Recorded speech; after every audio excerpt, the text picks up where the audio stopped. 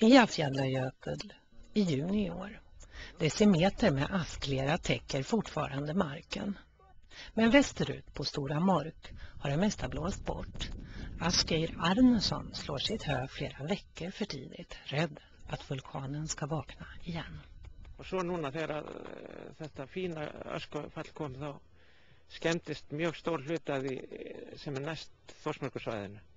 Þannig að það maður sýndist vera jafnvel upp undir 10 cm þykkt lag, ja, eins og bara fínt svona semensrek yfir. Og áreiðanlega verið mikið af því sem var að fjúka núna föstudaginn hérna yfir allt landið. Ég sjá það hafi gengið mikið á það.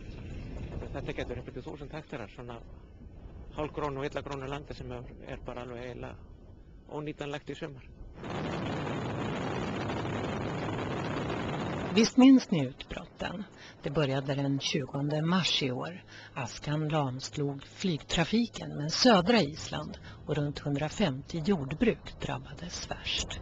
Fast nu har någonting hänt, det berättar Gudmundur Jón Vidarsson i Stifla. Ja, það sko engin hægt öðru en að hér allt í bullandi aksjón. Þeir sem annar bara geta heyjað hér út af ösku, það bullandi spretta hjá þeim. Menn eru bjartsýnir að þrátt fyrir það, þá verður þetta alveg þokkalegt fóður og hættulaust fyrir skepnuna. Já, það verður hættulaust. Það eina maður svolítið hrættur sko að fá of mikinn sand, bara út á tönnur og endingu búfjár, en það er hættulaust gagvart sko ykkur eitrun. Paul Frogner har forskat på isländsk vulkanaska i flera år och bekräftar vad lantbrukarna misstänker. Salterna i askan kan ha gjort marken bördigare än någonsin. Det är små salter som sitter på askpartiklarna som är lättlösliga.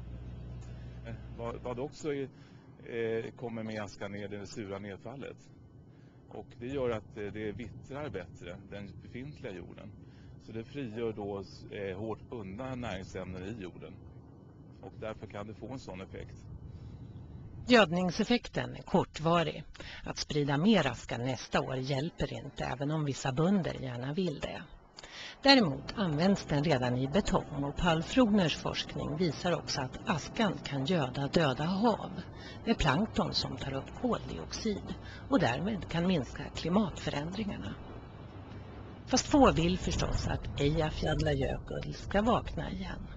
Först om 2 månader vet vi mer säkert om hon har somnat in för den här gången.